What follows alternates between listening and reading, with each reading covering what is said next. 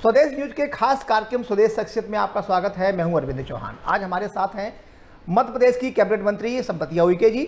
उनसे जानने की कोशिश करेंगे कि उनका राजनीतिक जीवन कब से शुरू हुआ। आज वो एक जाना माना नाम है। आपका बहुत बहुत स्वागत है मैम हमारे इस खास कार्यक्रम में। स्वदेश न्यूज का बहुत बहुत आभार। अब कैसे देखते हैं आपकी राजनीतिक सफ़र जो शुरू हुआ है, आपका कब शुरू हुआ है? और एक क्योंकि क्या है, आप बड़ी सामान्य महिला हैं, कल मैं आपके घर भी गया तो लगा ही नहीं था कि एक मंत्री के घर में मैं आया हूं। तो इस सफ़र कैसे शुरू हुआ? क्योंकि मेरे परिवार में कहीं दूर दूर तक का कोई राजनीति में है नहीं, और मैं भी कभी कल्पना भी नहीं की थी कि मैं राजनीति में जाऊंगी। मैं एक साधारण परिवार से, मेरा मायका एकदम साधारण परिवार, और जब मैं वहाँ से शादी करके मुझे जब टिकरवाड़ा लाया गया तो टिकरवाड़ा के परिवार भी एकदम साधारण सामान्य परिवार थे। और वहाँ पे जब मैंने गांव पे आई तो देखी कि ये बहुत अच्छा बड़ा गांव है, और इस गांव में चूँकि हमारे सिर्फ सरकारी स्कूल एक प्राथमिक शाला ही थी, तो मुझे ऐसा लगा कि यहाँ पे मैंने जब मंडला आकर के ग्राम भारती से जब मैंने संपर्क की तो उन्होंने कहा कि आप पढ़ी लिखी हैं, चाहें तो आप अपने गांव में खोल सकती हैं। तो मैंने शिशु मंदिर में पढ़ा रही थी। फिर पढ़ाते पढ़ाते गांव वालों को लगा कि नहीं, ये इनकी लगन है कुछ करने का और निस्वार्थ सेवा दे रही हैं। तो उस समय से ही लोगों का रहा कि आप को हम सरपंच के चुनाव लड़ाएंगे। तो मुझे ऐसा लगता था कि चूँकि समान सीट है तो मैं क्यों ज़बरदस्ती महिला में क्यों चुनाव लड़ूं। और जब मुझे हमारे गांव की मालकन थी, हमारे गीता बुआ पांडे जी थी, गीता पांडे, तो उन्होंने मुझे बुलाई, और मेरे मिस्टर थे उस समय में, तो उनको बुलाए, मेरे ससुर जी को बुलाए, और उन्होंने कहा कि हम बहू को इस बार सोच रहे हैं कि चुनाव लड़ाएंगे। तो मैं एकदम दंग रह गई कि अचानक राजनीति में। नहीं बुआ जी, मैं तो ऐसे योग्य नहीं हूँ, और जो चुनाव लड़ेंगे उनको हम सहयोग करेंगे, पर मैं चुनाव नहीं लड़ूंगी। तो फिर घर में भी सब लोगों ने समझाया कि खड़े हो, तो फिर सब गांव वालों की सबकी बैठक हुई, फिर मैं सरपंच बनी। ऐसे हमारे गांव के 132 ऐसे गांव जहां पे पढ़े लिखे नहीं थे, यादव समाज के और हमारे अनुसूचित जाति समाज आदिवासी के, और हमारे जो चौधरी समाज हैं जो हमारे अनुसूचित जाति के, तो इन लोगों के समाज के जो हमारे पढ़े लिखे नहीं थे, तो उनके लिए हमने एक अभियान चलाया था उस समय में। तो उस समय में हमने नवाचार कह सकते थे, नवाचार करने की प्रयास किया था, चलाया। और मुझे बताते हुए बहुत हर्ष हो रहा है कि जब महामहिम अब्दुल कलाम जी थे तो उस समय में मुझे बेस्ट अवार्ड अभी घोषित किए थे कि मतलब पूरे साक्षरता के नाम से कि आपने सरपंच के रहते हुए अपने गांव को पूरा 100% साक्षर किए। तो उस समय में बच्चे मेरे बहुत छोटे छोटे थे। इसके बाद गांव वालों को लगा कि महामहिम राष्ट्रपति जी सम्मानित किए टिकरवाड़ा पंचायत को और हमारी बहन जी को। तो फिर इसके बाद फिर 2003-04 में फिर जिला पंचायत के चुनाव हुए। तो जिला पंचायत के जब चुनाव होने लगे तो लोगों ने कहा कि नहीं, अभी महिला होगी, क्योंकि पुरुष के बाद महिला आरक्षण के बाद, तो पुरुष के बाद जो दीनू तराम जी थे उसके बाद अब महिला होनी थी। तो सब लोगों ने कहा कि पार्टी के लोगों ने भी कहा कि नहीं, आपको जिला पंचायत के चुनाव लड़ना चाहिए। तो मैंने कहा जैसा आप लोग चाहेंगे, आप राजनीति में आए हैं तो आप स्वाभाविक है, अब आप लोग जैसा उचित समझेंगे। मैंने भारतीय जनता पार्टी की सदस्यता ली। आदरणीय कुलस्ते जी और हमारे वरिष्ठ जन थे रुचिराम गुरवानी जी, ये सब लोगों ने मिलकर के मुझे भारतीय जनता पार्टी। अच्छा, सरपंच बनने के बाद आपने सदस्यता ली? हाँ, अच्छा, सरपंच के बाद तो फिर भारतीय जनता पार्टी की सदस्यता ली, और फिर सदस्यता लेने के बाद फिर जिला पंचायत अध्यक्ष बनी मैं। और जिला पंचायत अध्यक्ष बनने के बाद सब सदस्यों, सब लोगों से मिलकर के अच्छा से काम किए, सभी का अच्छा सहयोग रहा। फिर 2 बार चुनाव लड़ने के बाद 2013 का पीरियड मेरे लिए और मेरे परिवार के लिए बहुत ही दुखद रही कि 2013 में ही 2 बार अध्यक्ष बनने के बाद फिर 2013 में मेरे यहाँ मिस्टर को अटैक आई, रक्षाबंधन के दिन ही, और जिसके कारण से हमारे परिवार और हमारे पूरे बड़ा आघात था परिवार के लिए, बहुत आघात था। तो ऐसे, और रक्षाबंधन का दिन ही था, कोई बीमारी नहीं, कुछ नहीं। उसी समय इलेक्शन थे, और उसी समय में इलेक्शन थे, और हमारे वरिष्ठ जन प्रदेश के अध्यक्ष और प्रदेश के महामंत्री और हमारे माननीय मुख्यमंत्री शिवराज सिंह चौहान थे, वो सभी लोग आए। और चूँकि अब चुनाव का इलेक्शन के समय में तो सब लोग ऐसा गर्म माहौल रहता है, तो उस समय में उन्होंने तय किया कि इनको विधानसभा का चुनाव लड़ाना है। तो पर मैं उस समय में भी निवेदन की थी कि मैं हाँ, उसमें मानसिक रूप पे तैयार नहीं, और प्रिपेयर नहीं हूँ मैं मानसिक रूप से, तो मेरा तो संभव नहीं है, मैं नहीं लड़ पाऊँगी। पर पार्टी का निर्णय था, पार्टी ने निर्णय लिया और ये सौभाग्य दिया। पर मैं अपने आप को उस समय में प्रिपेयर नहीं कर पाई थी और ना फील्ड में निकल पाई। बहुत ही कम 10-15 ऐसे पंचायत तक जा पाई। जब मैं निकलती थी तो मेरे को चक्कर आने लगते थे, पैर नहीं उठते थे, कार्यकर्ता आके बैठे रहते थे, मेरी बहनें आके बैठी रहती थी कि टाइम हो गया, चलो चलो चलो। माधुरी दीदी थी, वो हमेशा मेरी बड़ी बहन और माँ जैसी थी, उन्होंने हमेशा कहती थी कि चलो अब कब तक आप दुख को रख करके बैठोगे, चलो। पर मेरी हिम्मत ही नहीं होती थी, पैर नहीं उठते थे और बहुत कम वोटों से मैं 1700 वोट से मैं लूज कर गई। आप पूरा प्रचार किया ही नहीं है, ये मान के चलो, जिन लोगों ने संवेदनाओं के साथ जी 88,932 वोट मुझे मिले थे। और उस समय में चूँकि अब शायद हिम्मत कर लेती तो शायद चुनाव निकाल लेती, पर फिर भी ईश्वर को जैसा मंजूर हो। तो हमारे मंडला विधानसभा से आदरणीय संजय उइके जीते, चूँकि उनका पूरा बैकग्राउंड था। उनके फादर यहाँ पे बहुत लंबे समय से सांसद, विधायक, मंत्री ये रहे, कांग्रेस के पारिवारिक राजनीति, और वो खुद भी प्रोफेसर थे। तो एक बार वो हार चुके थे, फिर अब पार्टी ने, कांग्रेस ने फिर से कमलनाथ जी ने उनको टिकट दिए तो वो जीते। और 3 बार आप जिला पंचायत अध्यक्ष? 3 बार। अभी तक कोई रहा है? नहीं। तो आपका आज तक पूरे मध्य प्रदेश में रिकॉर्ड रहा है कि 3 बार तक लगातार कोई भी व्यक्ति लगातार संभावना भी नहीं है कि कोई तोड़ पाए, क्योंकि 3 बार लगातार होने। इसके बाद फिर और निर्विरोध चुनाव जीती जिला पंचायत अध्यक्ष का 3 बार। लास्ट टाइम 3री बार निर्विरोध बनी। और बनने के बाद फिर मैंने, हमारी रामनगर है जहाँ पे आदि उत्सव होती है, तो 24 अप्रैल को माननीय प्रधानमंत्री, देश के यशस्वी प्रधानमंत्री जी आए और पंचायती राज दिवस थी। और उस समय में पंचायती राज दिवस के साथ साथ उस समय में आदरणीय गोपाल भार्गव जी पंचायती मिनिस्टर थे, और आदरणीय नरेंद्र तोमर जी भी दिल्ली में केंद्रीय मंत्री थे। तो वो सभी लोग आए थे और सबको आमंत्रित किए थे। उस समय में मैंने जब सरपंच और जिला पंचायत रहते हुए मैंने जब काम की, तो स्व सहायता समूह की बहनों के लिए मैंने बहुत काम की। स्व सहायता समूह बनाना, तो उस समय में लोग मेरे लिए हंसते थे कि ये क्या है, महिलाओं को होता पैसे वसूली कर रही हैं। तो चूँकि हमारा ये बेल्ट पूरा भट्टा लगते थे, ईंट के भट्टे पकाते थे, तो हर सप्ताह शनिवार के शनिवार, चूँकि मार्केट डे बमनी का रहता था, तो हर शनिवार को उनका पेमेंट होता था एक सप्ताह में। तो जब उन लोगों ने उनको पेमेंट देते थे तो उनसे मैं 10-10 रुपया घर घर जा करके वसूली करके, और यदि हमारे 10 बहनें समूह में हैं तो 100 रुपया हर सप्ताह के बचा बचा करके हम लोग ऐसे समूह बनाए। तो घर के लोग नाराज़ होते थे कि ये आती हैं और 10-10 रुपया कलेक्शन करके ले करके ये क्या करती हैं, जबकि मैं उनके अकाउंट में डालती थी, उनके खाते में डालती थी, उनको बताती थी, सिग्नेचर लेती थी बैठक के रजिस्टर में। तो बहनें जानती थी, पर घर के लोग, उन्हें समझाना बड़ा कठिन था। हाँ, तो फिर वो धीरे धीरे होते होते फिर एक पंचायत में बनाई, फिर 2 पंचायत बनाई, और बनाते पूरे जिले में हमने 12,500 स्व सहायता समूह बनाए। 12,500 स्व सहायता समूह। एक सहायता समूह में कितने लोग हुआ करते थे? 10।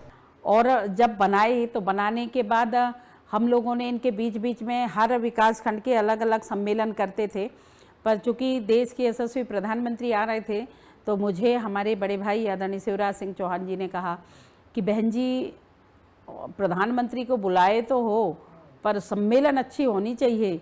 और बढ़िया कार्यक्रम हुआ, बहुत ही अच्छा कार्यक्रम हुआ। माननीय प्रधानमंत्री जी ने जो हमारी गोड़ी पारसी है उसमें बोले कि मिकुम सप्तुन जोहार हिंदू उद्दाट उद्दाट। अच्छा, ये आपकी भाषा में यहाँ के? हाँ, हमारी भाषा है। तो जैसे ही माननीय प्रधानमंत्री ये शब्द बोले तो सारे लोगों में तालियां बजी।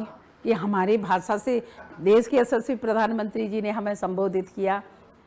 तो बहुत अच्छा कार्यक्रम रहा। और उस समय में माननीय प्रधानमंत्री जी ने बोले कि ये सब बहनें, तो माननीय मुख्यमंत्री जी ने बताया कि बोले ये सब इनकी टीम है, समूह बनाई है।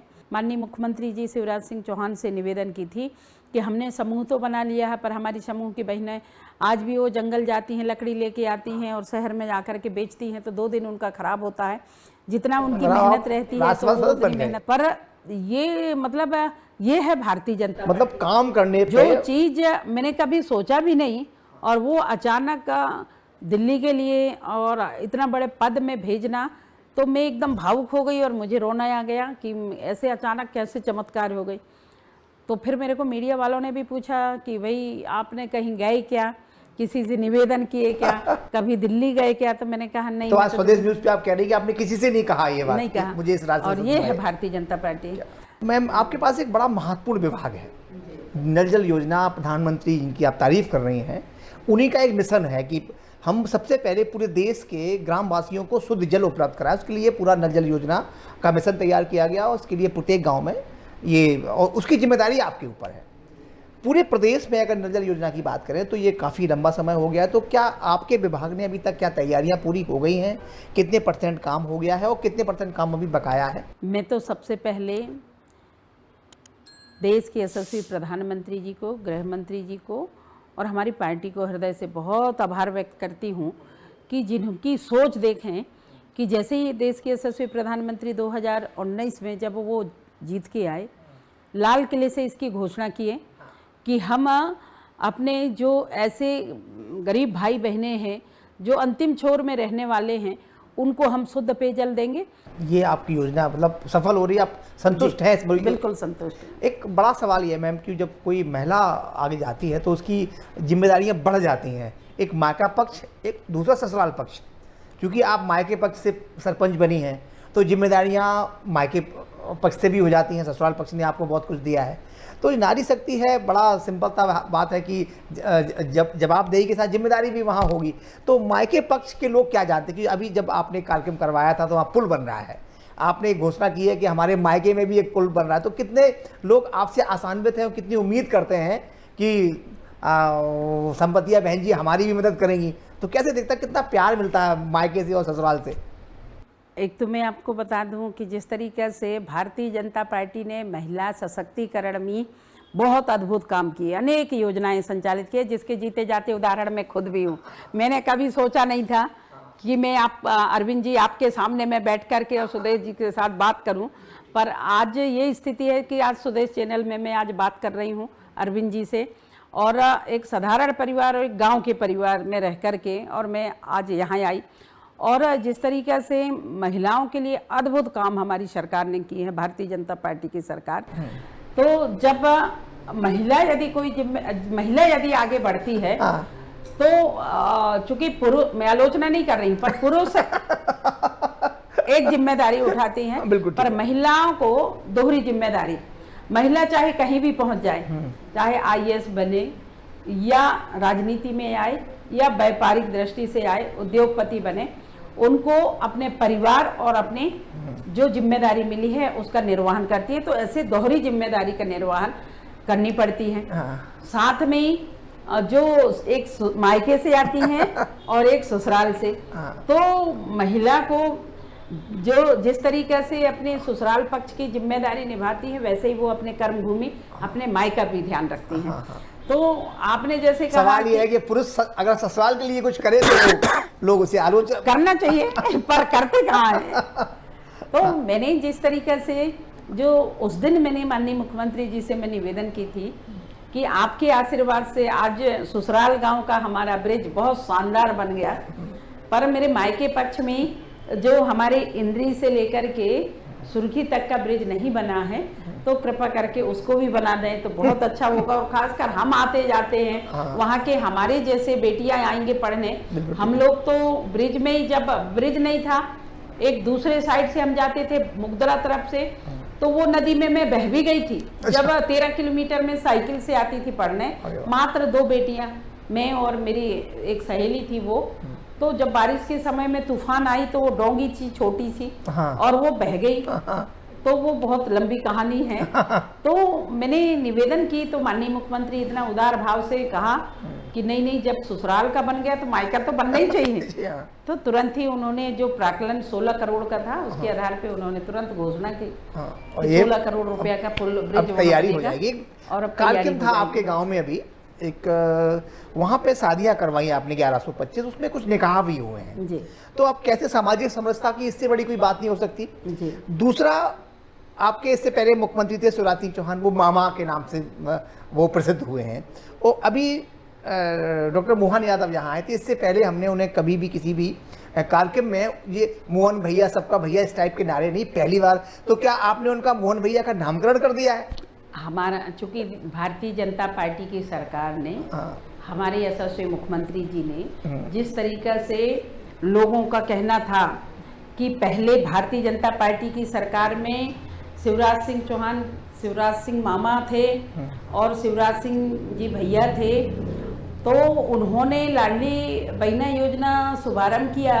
पर अब भारतीय जनता पार्टी की सरकार में डॉक्टर मोहन यादव जी आ गए, तो क्या अब लाडली बहनों के पैसा गए? अच्छा, ये मतलब लोगों ने आरोप लगाया कि पर लाडली बहनों के पैसे मिलने वाले नहीं हैं। हाँ, तो डिलीवरी 10 तारीख को आते डिलीवरी हो गया तो था। लोगों को ऐसा लग रहा था। तो उस हिसाब से हमारे सभी बहनों के दिल में हमारी सरकार और हमारे सबका भैया मोहन भैया। तो क्या ये मोहन भैया का नाम संपत्तियां हुई कि मैम ने किया है? बिल्कुल कर दी मैं तो। और आपने सुना भी होगा, जैसे ही मैंने बोला कि सबका भैया, मैं उसका गवाह हूं। भैया, मैं तो लोगों ने शानदार, जो हमारी लाडली बहनें थी और हमारे सभी भाई बहनें वहां थे, सब लोगों ने ताली बजाया और स्वीकार। ताली बजाना मतलब स्वीकार्यता है। तो निश्चित ही पूरे मध्य प्रदेश के लाडले भैया, और जैसा उनका नाम है मोहन भैया, तो सबका भैया मोहन भैया। अच्छा, वो सूट भी कर गया नाम, और सूट भी कर गया। तो वे तो है, और सब भाइयों को मामा मिल गए थे, बहनों को भैया। और डॉक्टर मोहन यादव जी ने, हमारे माननीय मुख्यमंत्री जी ने, उन्होंने इसको चरितार्थ भी किया कि सावन के महीना में उन्होंने हर बहनों को 250 रुपया उन्होंने अलग से दिया। अच्छा। जो 1250 रुपया तो हर महीना देते ही हैं। पर उन्होंने रक्षाबंधन के महीने में, सावन के महीने में स्पेशल राखी के लिए उन्होंने 250 राखी की भेंट कह सकते हैं, उपहार उन्होंने दिया। और इतना ही नहीं, जब वो उनको 1250 रुपया हर महीने के खाते में, अकाउंट में, उनके जेब में जब पैसे आते हैं, तो आप कल्पना कर सकते हैं कि वो पैसे से वो लोगों ने खर्च फालतू नहीं करते। वो पैसे बचा बचा करके उन लोगों ने अपनी जेवरात लेती हैं, उन्होंने अपने कपड़े लेते हैं, उन्होंने अपने पैसे बचा करके अपने बच्चों की शादी के लिए वो गहने लेते हैं। ये मतलब एक बहनों में एक संचय करने की प्रवृत्ति है। तो वो हमारी बहनें, इसका पुण्य भी मिलता है, पुण्य भी मिलता है। बिल्कुल बिल्कुल। आपकी सरकार को इसलिए, अभी आपकी सरकार इसलिए लग रहा है कहीं ऐसा ना हो कि बांग्लादेश में या पाकिस्तान में जाके सरकार बना ले, इतना पुण्य कमाए जा रही है। 2-4 प्रदेश बचे हैं, कभी कभी ये लगता है कि आपकी सरकार हर जगह बनने जा रही है, कोई बचे ही नहीं है। खुद भी देख रहे हैं, दिल्ली बचा था, वो भी ले लिया आप लोगों ने। बिल्कुल। और सभी जगह जो 4-5 बचे हैं वो भी हम लोग ले लेंगे। कुल मिलाकर के कहने का आशा ये है कि महिलाओं को जिस तरीके से समाज में आज आगे ला करके मुख्य धारा से जोड़ने का काम भारतीय जनता पार्टी अद्भुत कर रही है। एक बड़ा सवाल है मैम, कल मैं आपके घर गया था, गाँव गया था, वहाँ जब मैं वहाँ घुसा तो मुझे लगा ही नहीं कि मैं किसी मंत्री के निवास पे आया हूँ। ऐसे लगा जैसे सामान था, कोई घर हो। अंदर गए तो एक महिला मुझे दिखी, मैंने उनका अभिवादन किया, मैंने कहा मुझे मंत्री जी से मिलना है। आप सामने बैठे थे तो मुझे कहा ये मंत्री जी यही है। तो जब आप बाहर निकल के आई तो ना कोई गार्ड नहीं है, वहाँ कोई सुरक्षा की व्यवस्था नहीं है, जबकि ये जो क्षेत्र है बहुत ही संवेदनशील है। और स्वदेश न्यूज जी आपसे आग्रह भी करता है कि इसे क्या कहेंगे, इसे लापरवाही कह सकते हैं या क्या लगता है आपको? कोई भी सुरक्षा नहीं है, आप अकेले बैठी हैं, तो ये क्या, इसे कैसे देखते हैं? मैं एक साधारण परिवार से जैसे थी पहले, वैसे ही अभी हूँ। मैं यदि मैं जंगल में भी जाऊंगी तो मैं अपने साधारण रूप पे जाती हूँ, शहर में भी आती हूँ तो साधारण रूप पे। मैं जब मेरे गांव में आप गए थे कल, आपने खुद आश्चर्य देखा ही नहीं है, कुछ था ही नहीं। मैं ये सब नहीं, मैं एक साधारण हूँ, सेवा भाव मेरे में। एक गार्ड भी नहीं था घर के बदरबाजी, कुछ भी नहीं। मैं एकदम मैं मना कर दी, जबकि ऐसा नहीं है कि एसपी साहब हो, आईजी साहब हो, सब लोगों ने व्यवस्था दे रखे हैं, पर मैंने कहा कि नहीं, यदि वहाँ पे हमारे फोर्स वहाँ खड़े होंगे, पुलिस वहाँ खड़े होंगे, तो मेरी जनता आने में संकोच करेगी। बिल्कुल करेगी। मैं एक साधारण कार्यकर्ता के रूप में हूँ और उनके साथ में उठना बैठना है मेरे। मैं परिवार में भी जाती हूँ तो बस यही सादगी से जाती हूँ। यदि मैं भोपाल में भी जाती हूँ तो यही सादगी से जाती हूँ। मैं ये गाँव में तो बिल्कुल ही नहीं रखती, क्योंकि आज भी यदि कोई पुलिस वर्दी या कोई ऐसा बंदूक वालों को देखते हैं तो लोग एकदम झेप जाते हैं, डर जाते हैं कि अरे अब हमारी बाई बड़ी हो गई, पुलिस वालों के बीच में रहने लगी। अच्छा। तो मैं वो खुद भी पसंद नहीं करती और मैं नहीं चाहूंगी कि इसके कारण मेरे गांव वाले मेरे से कोई दूरियां बनाए। एक मेरा सवाल है मैम, अभी आपकी जो उम्र है, अगर बात करें कि जब आप युवावस्था में थी, मतलब 15, 16, 17 साल की रही होगी, वो क्या सोच थी कि आप मंत्री बनेंगी या आएंगी? पहला तब सवाल है। दूसरा, उसी में क्या लगता है कि आज की 15-16 साल की युवती और उस 15-16 साल की युवती में कितना अंतर आप देखती हैं? उस समय में जब मैं युवती थी तो उस समय में मैंने तो कभी कल्पना भी नहीं की थी, क्योंकि दूर दूर तक राजनीति से हमारे परिवार में कोई थे ही नहीं और दूर दूर से कोई संबंध भी नहीं रहे उस समय के बाद। अब जब मैं उसमें आई हूँ तो मैं निश्चित ही मैं देखती हूँ कि जब मैं सरपंच थी तो उस समय में कांग्रेस की सरकार थी। आदरणीय हमारे राज्यसभा में मैं साथ में रही, दिग्विजय सिंह जी साहब, पूर्व मुख्यमंत्री। तो उस समय में उनकी सरकार थी, वो थे मुख्यमंत्री। और अभी जब उस समय में सरपंच थी, सरपंच बनने के बाद जब मैं जिला पंचायत आई तो 3 के बाद आदरणीय उमा जी आई और फिर 7 के बाद आदरणीय शिवराज जी आए। तो बहुत अंतर देख रही हूँ, बहुत अंतर। जिस तरीके से हम लोग थे उस समय में, मैं खुद भी बता रही हूँ, मैं आलोचना नहीं कर रही हूँ पर मैं खुद बता रही हूँ इस चीज को कि जब मैं सरपंच थी तो मेरे खुद के गांव में रोड नहीं थे, खुद के गांव में पुलिया नहीं थे। आपने खुद उसको देखा है।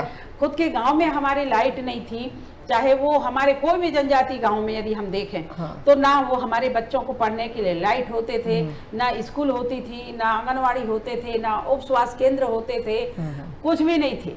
और अब जाकर के अब धीरे धीरे हमारी जब जैसे ही सरकार आई तो अब धीरे धीरे माननीय यशस्वी पूर्व हमारे प्रधानमंत्री श्रद्धेय अटल बिहारी वाजपेयी जब वो प्रधानमंत्री बने तो मुख्य धारा से जोड़ने का काम प्रधानमंत्री सड़क योजना के माध्यम से अद्भुत काम हुए। बिल्कुल हुए। और ये हम उन्हीं की देन है, उन्हीं की देन है कि आज हर गांव चाहे वो कोई भी कैसे नदी जोड़ो योजना भी उन्हीं की देन है, जो आज पूरा कर रहे हैं। सब हो रहा है।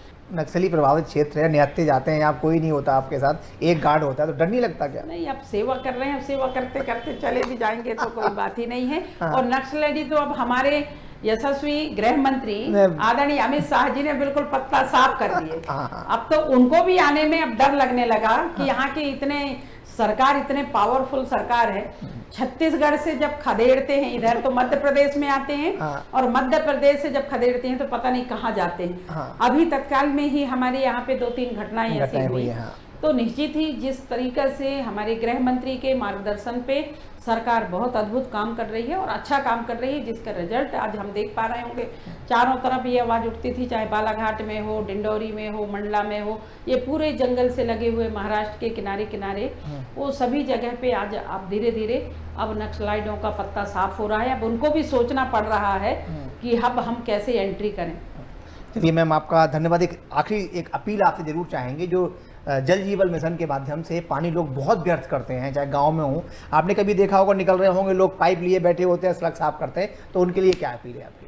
मैं तो सभी हमारे जिलेवासियों को, प्रदेशवासियों से अपील करना चाहूँगी कि पानी को व्यर्थ ना करें, पानी को बचाएं, ताकि हमारे बच्चों, आने वाले बच्चों, हमारे बच्चे हैं, उनकी भविष्य की चिंता करते हुए हम सब लोगों को बचाने चाहिए। सब लोग जन भागीदारी निभाते हुए अपनी अमूल्य योगदान सरकार को दें, ताकि मिलजुल करके और पानी में अच्छा काम करें। तो आने वाले समय में जिस तरीक़े से लोग कहते हैं कि यदि कोई युद्ध होगा तो पानी को लेकर के ही होगा, तो ऐसी क्राइसिस ना मचे, ऐसे हम ईश्वर से प्रार्थना करते हैं। और सबसे निवेदन करती हूँ कि जो शुद्ध पेयजल है उस पानी से, उस पाइप से रोड को ना धुलें, घर की तराई ना करें, छत में पानी ना डालें और वो पानी को बचाएं। यही निवेदन है और यही अपील है। बहुत बहुत धन्यवाद आपको, बहुत अच्छा लगा आपसे बात करके। हमारे साथ मेरा सौभाग्य है। हमारे साथ ही कैबिनेट मंत्री संपतिया उइके जी, जैसा उनका नाम है संपतिया, तो इस जो उन्होंने प्यार की संपत्ति अपने पास इतनी इकट्ठी कर रखी है कि उन्हें अब भय नहीं लगता, बिना गार्ड के वो चलती हैं। हालांकि प्रोटोकॉल होता है, जब बाहर जाते तो हमें मजबूरी होती है हमारी, क्योंकि एक जिम्मेदारी भी है और प्रदेश की धरोहर भी है। कैबिनेट मंत्री धरोहर होता है, पूरा प्रदेश की सरकार होती है, वो सरकार की पार्ट होती है। लेकिन स्वदेश न्यूज उनसे अपील जरूर करता है कि ठीक है, आपको प्यार की बहुत सारी दौलत आपके पास है, लोगों का प्यार आपको मिलता है, लेकिन थोड़ी सी लापरवाही इस सुरक्षा को लेकर ना बरतें वो। और इसके साथ साथ उन्होंने अपील भी की है, जल ही जीवन है, जल है तो ही जीवन है, ये उन्होंने कहा है। और लोगों से अपील की है कि वो व्यर्थ पानी को ना गंवाएं। आने वाला समय है वो निश्चित तौर पे कहेंगे कहीं ना कहीं पानी को लेकर ही बहुत बड़ी समस्या खड़ी होगी। आपका मैम बहुत बहुत धन्यवाद, आपने इतना स्वादिष्ट समय दिया, आपका एक बार फिर आभार।